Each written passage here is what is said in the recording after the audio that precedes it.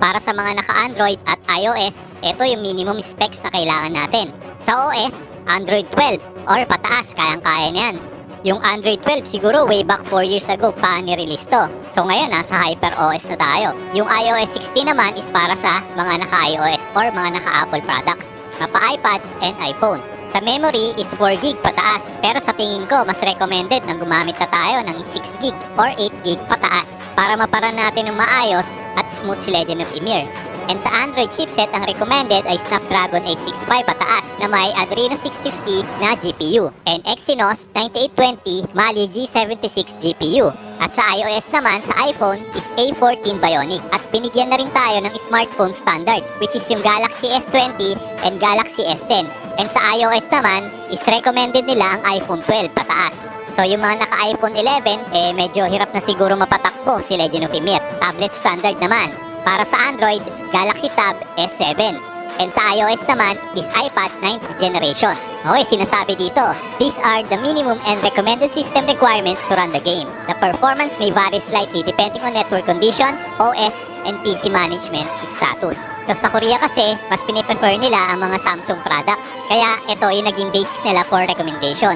Pero dito sa atin sa Pinas is maraming gumagamit ng iba't ibang brand ng Android. So kung gumagamit kayo ng mga Android phone na ginagamit nyo for gaming, isi-check nyo na kung nasa standard or kaya bang tapatan ang Snapdragon 865 pataas. Dahil baka mahirapan yung system nyo or mag-init kapag pinilit nyo gamitin sa game ni Legend of Ymir. And sa mga budget phone gaming naman na may mga chipset na Helio G99 pataas, Helio G100 or Helio G200, sa tingin ko hindi talaga kakayanin si Legend of Ymir. Possible kung mapapatakbo man siya is naka-low settings and asahan na rin natin ang high temp.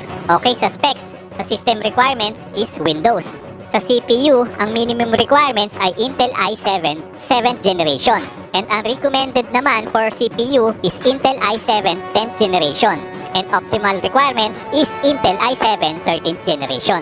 And meron din silang recommended CPU for AMD user which is yung Ryzen 5 with 3.0 GHz or faster. So hindi naman dito in-indicate kung anong generation ng Ryzen 5. Siguro kahit first generation ito is kayang-kaya niyang i-handle ang process ni Legend of Ymir. Okay, sa RAM naman tayo or yung memory. Minimum requirements guys is 16GB. Napakataas yan for a minimum requirements. So kung naka 8GB lang yung system ninyo or 12GB, siguro mabibitin kayo. Lalong-lalo na, sigurado hindi lang Legend of Ymir ang naka-open sa system ninyo. So kung naka 16GB kayo, is baka kulangin yung RAM para mapatakbo ng smooth si Legend of Ymir kasama ng Nitros or kasama pa ng ibang games. And sa recommended RAM is 32GB talaga ang recommended ni Legend of Ymir. Okay, dito tayo sa GPU o sa graphics card. Napaka-importante nito dahil naka Unreal Engine 5 si Legend of Ymir. GTX 1060 ang minimum niya which is 6GB. Okay, i-check nyo na yung mga GTX GPU ninyo kung pasado ba sa minimum requirements ni Legend of Ymir. Kung naka GTX 1050 ka na 4GB, malamang kailangan mo na talaga mag-upgrade or else mahihirapan si GPU mo